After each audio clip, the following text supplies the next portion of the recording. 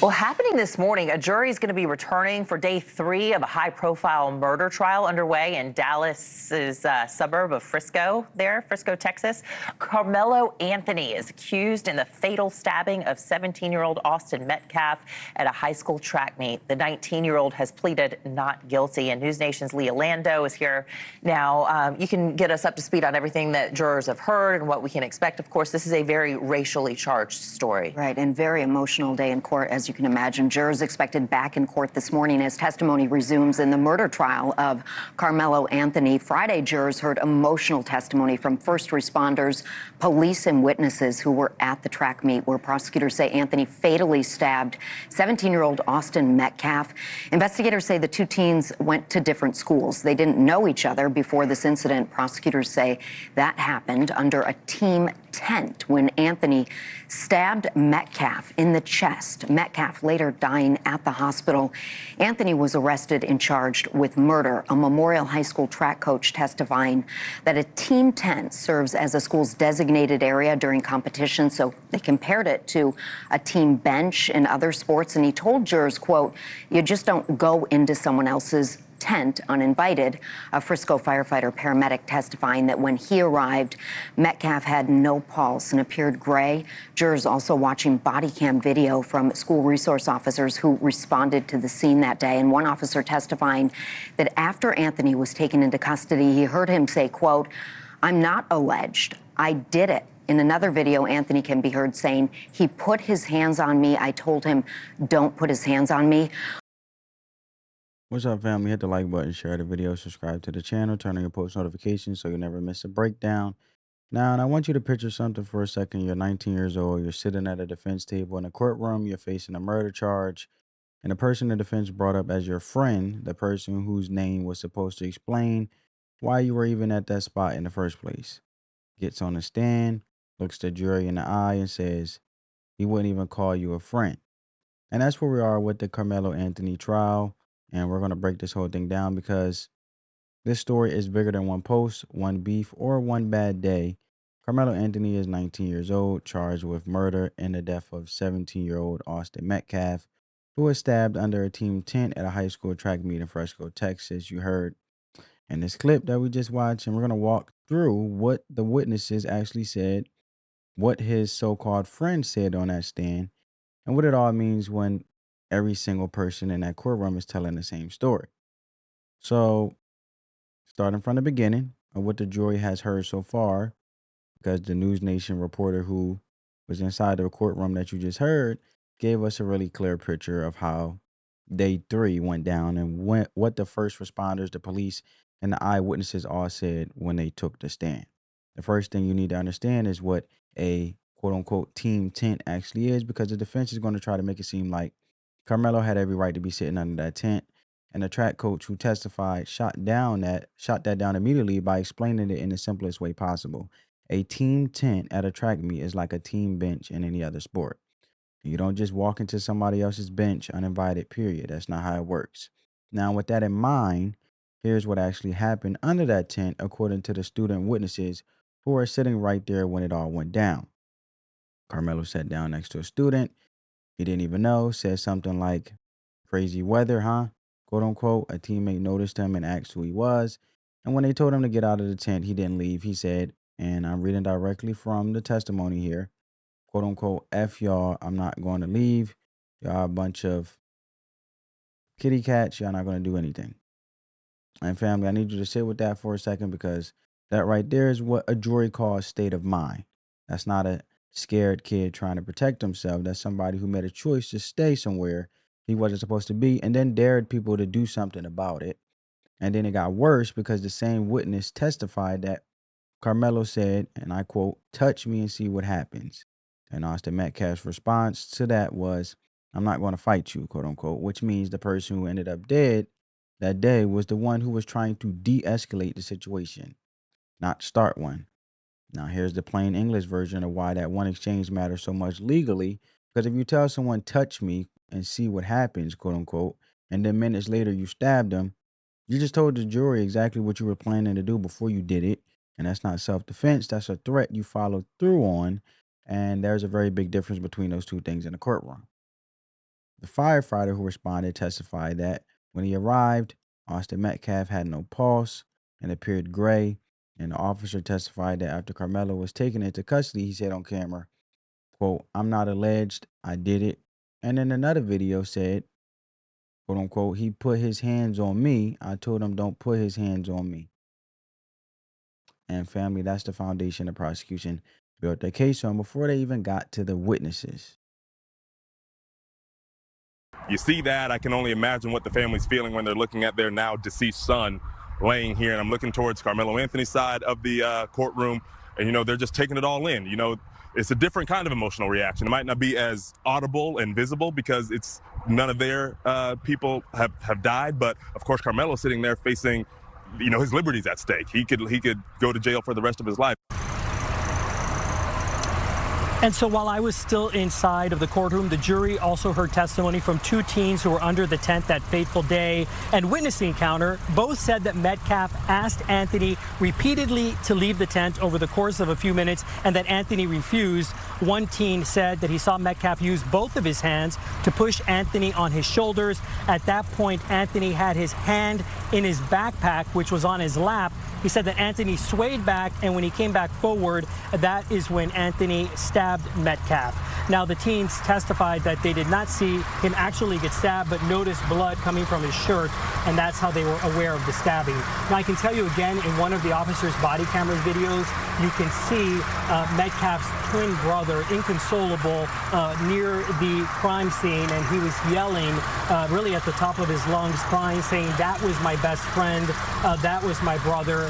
Very difficult to hear. Now, I want to bring in my colleague, Amelia Jones, who sat in on this afternoon's testimony once I left the courtroom. And Amelia, I know at that point when I had left, those two teens had testified. I understand that this afternoon, other teens that were under the tent also testified. Yes, all testimony today was from students who were firsthand witnesses to what happened under the tent. There were students either at Memorial High School or one was from Liberty High School. I want to read from my notes here. I want to start with what was consistent with the witnesses. They all testified that they believe the stabbing was not in self-defense. They believe Austin Metcalf was not looking for a fight, and they believe Karmelo Anthony was the aggressor. Now, that's what they testified to when the prosecution specifically asked them those questions. But there was some inconsistencies in their testimony today. I wrote down witnesses described the physical interaction between Metcalf and Anthony differently. I wrote down a lot of words in my notes I have here. Witnesses used words such as nudge, push, touch, grab, and shove, all describing varying intensities of a physical interaction, right?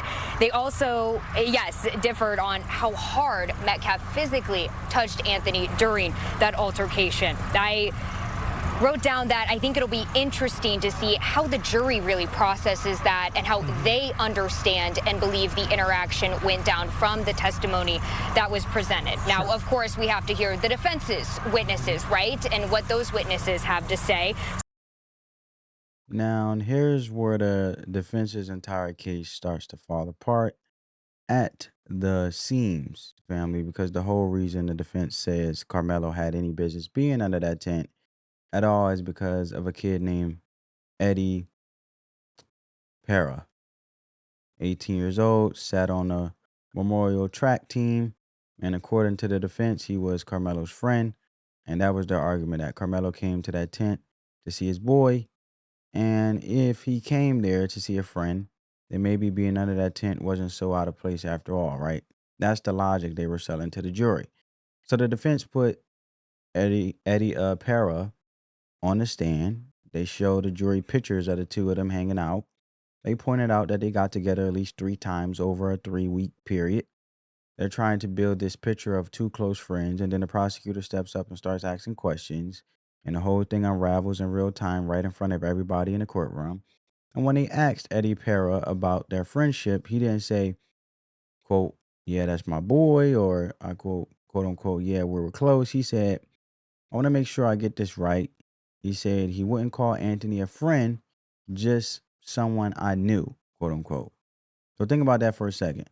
The defense built their justification for why Karmelo was even in that space around this friendship.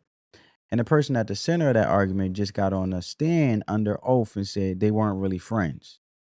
And Para also told the jury that the only reason they ever hung out was because Karmelo's girlfriend was around, that she was the common connection between them, meaning Karmelo wasn't coming to see Eddie, he was coming to see his girlfriend's circle, and Eddie just happened to be part of it. And then when the prosecutor asked Para directly whether he thought it was weird that Karmelo was even in the tent that day, Para said, yeah, it was weird. And he admitted he never even spoke up to tell his teammates that he knew the guy because, and this is his words, he didn't feel the need to, which tells you everything about how close they actually were. But it didn't just stop there, because Eddie Para didn't just destroy the defense's friendship argument. He also confirmed what every other witness already said about what was happening under that tent. And he said Karmelo was provoking Austin Metcalf, said something to the effect of, touch me, you're going to have to move me. You know what I'm saying? So with that being said, but it also comes off to me, and this is my opinion, family, I'm not saying this isn't the case, even though I'm speaking to the details of the case and what's coming out. It seems as though Karmelo Anthony was really trying to get to his girlfriend, and within the vicinity of his girlfriend, it was people in her circle that rocked with her, and he was trying to get to her. And obviously, you know, kids being egotistical or trying to show off, being young adults to be high schoolers. Now, that doesn't justify him killing Austin Metcalf or murder at any way, shape, or form, or him being an aggressor. But I'm just saying, thinking outside the lines from my perspective, it seemed like he was trying to show off for his girlfriend or show off like he was tough, to the point where it went so overbrink that he murdered another young man, Austin Metcalf. And you know how kids can get very show offish. Now, like I said, that doesn't absolve for what he did or this case, period. But from my perspective, I feel like that can also play a part. And I'm not Karmelo. I'm not in his head. I don't have his brain. I haven't spoke to him. But I don't know him. But I'm just saying in general, it comes off that way where, you know, boys becoming young men and the young adults, they tend to show off to impress females. And that's what it seemed like. But it went so full to the extent of stabbing, which still doesn't absolve, because why do you even have a knife at a track meet? But anyway, getting back to the point, with that being said, what was happening under the tent, and he said Karmelo was provoking Austin Metcalf. This is Eddie Para, the one that the defense is so-called claiming that this is Karmelo close friend, and Eddie Para is saying we are not friends, we basically associates, and he only know me because of his girlfriend. So when he's saying basically that that Karmelo was provoking Austin Metcalf and said something to the effect of, touch me, you're going to have to move me, and Para saw with his own eyes Karmelo put his hand in his bag right before everything happened. He watched the whole thing unfold from a few feet away, and when he testified about seeing the stabbing, he broke down crying on the stand. And when the prosecutor asked him directly whether Anthony had any reason to stab anyone or any valid claim of self-defense, Para said no on both counts. He also agreed with every other student witness when they said this case has nothing to do with race. It's about what one person chose to do in that moment. Now, think about what it means when the person whose name was the entire reason you were supposedly in that spot won't even claim you as a friend in court, won't defend your actions, and tells the jury you were the one doing the provoking. At the point, the defense didn't just lose a witness, they handed the prosecution another piece of the same puzzle every other witness already put together. So now, with that being said, I wanted you guys to see the Fox News article, and we're going to read in a little bit in regards to what I was saying. I explained it, broke it all down, but I like to cite my sources. You guys can go check this article at Fox 7 Austin. You know, check it out yourself, by Alex Boyer, which is the journalist. But get into the meat and potatoes of things.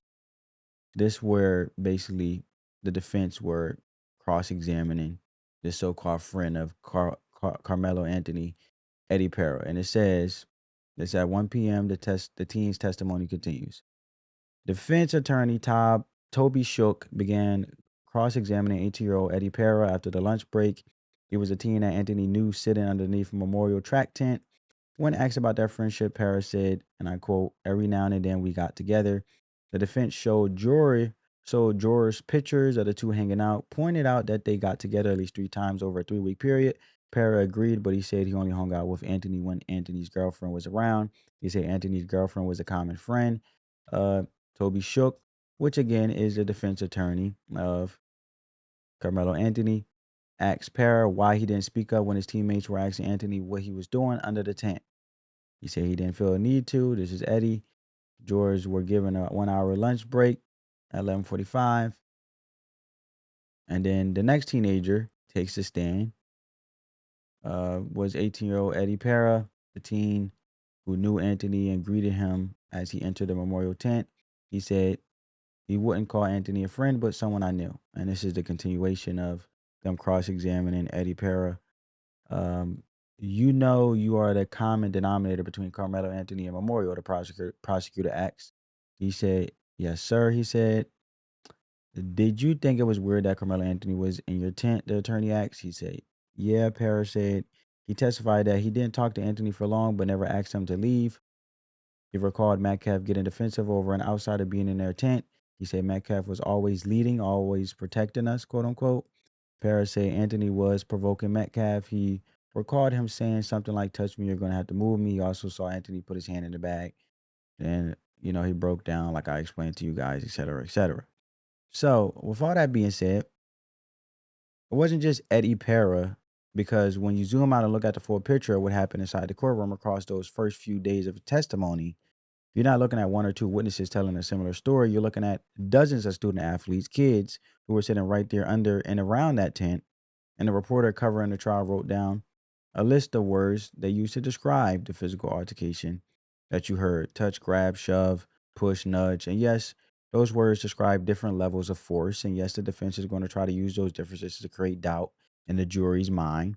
But here's the thing that matters more than any of those individual words. Every single one of those witnesses, when the prosecutor asked them directly, said the same three things. Karmelo was the aggressor. Austin Metcalf was not looking for a fight.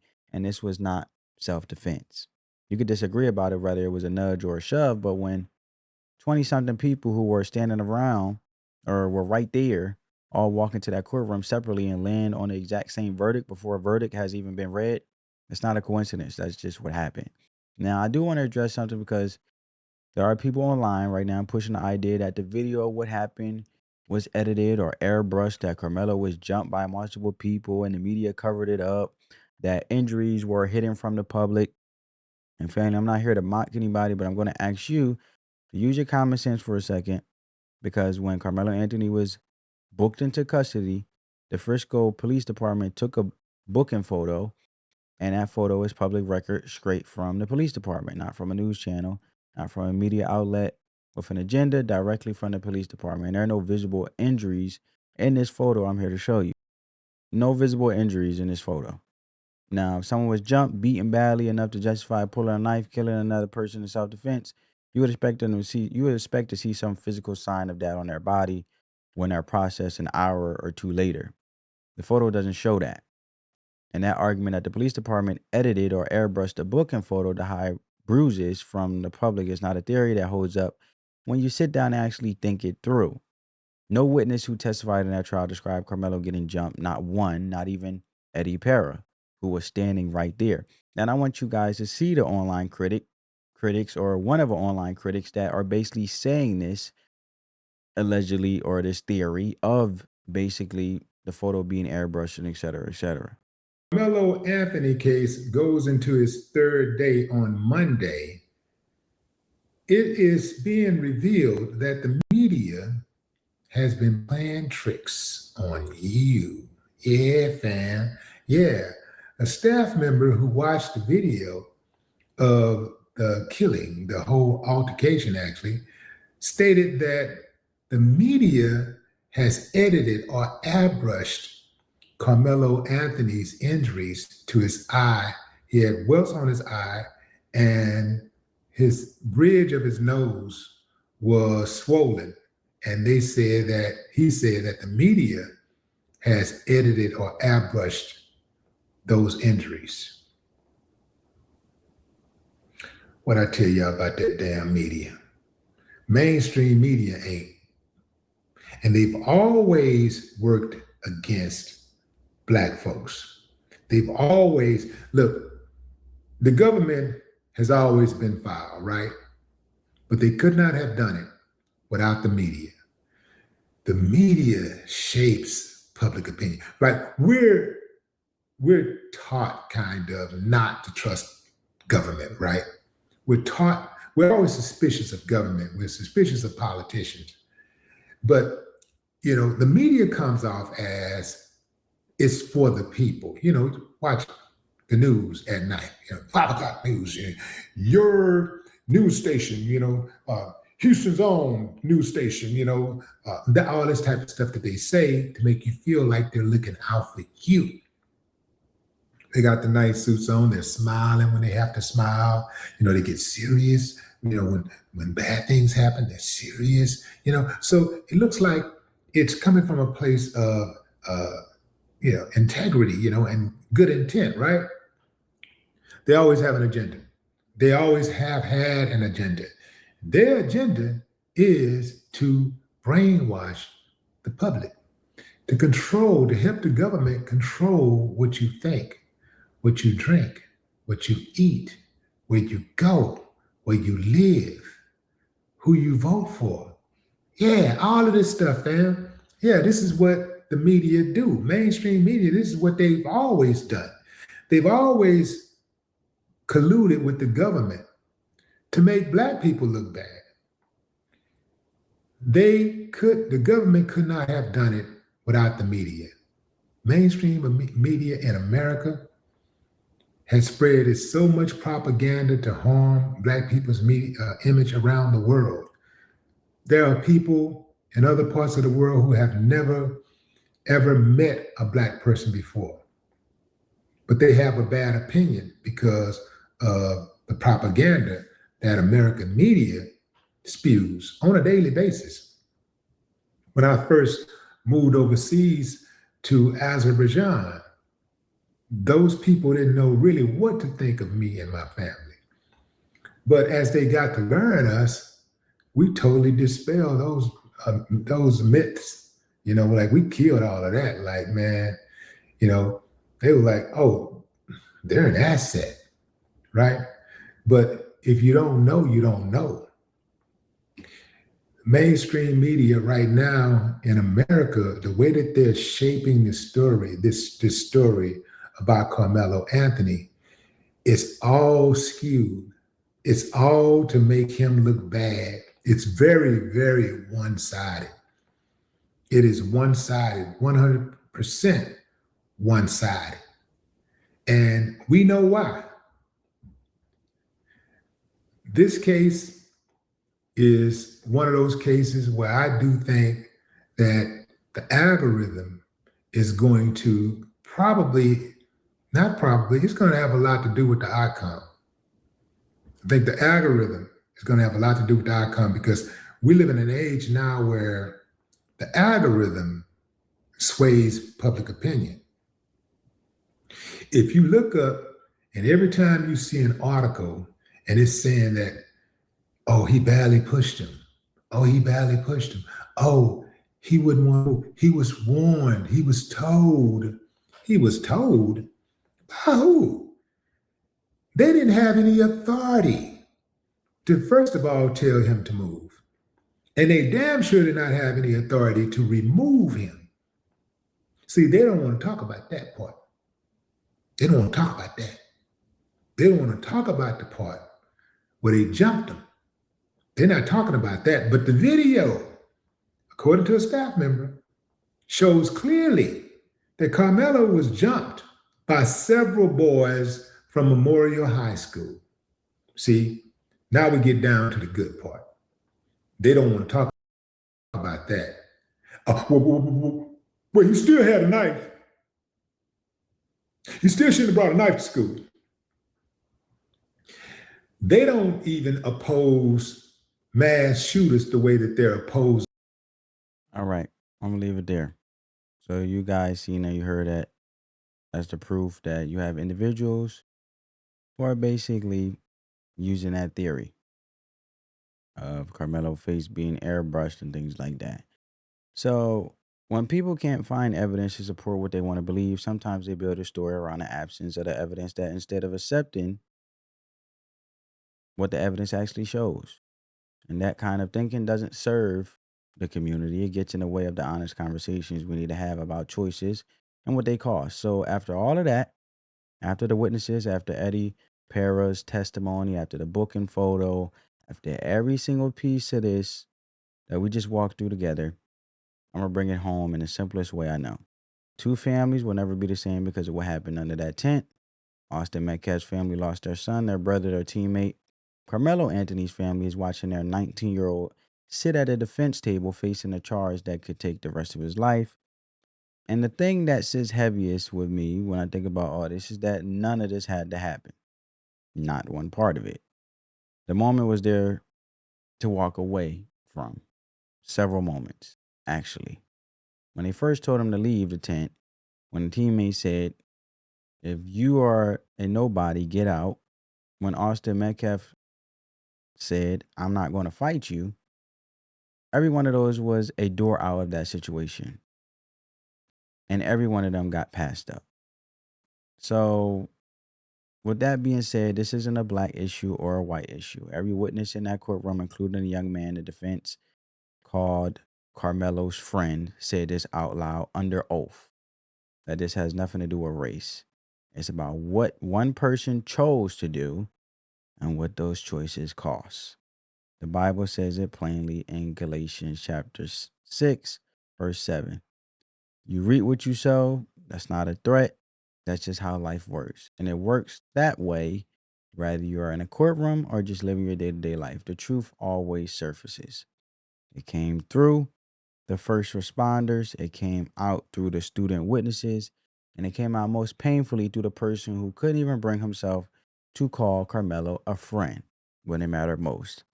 Real accountability doesn't start in the courtroom. It starts in the moment, in the choice, before it ever gets to that point. And that's the saddest part about this whole story. Isn't what the verdict is going to be. It's that this didn't have to happen at all. But let me know what you think in the comments. Hit the like button, share the video, subscribe to the channel, turn on post notifications. Spread that peace, love, and positivity, and let the love supersede the hate. And I know family, peace.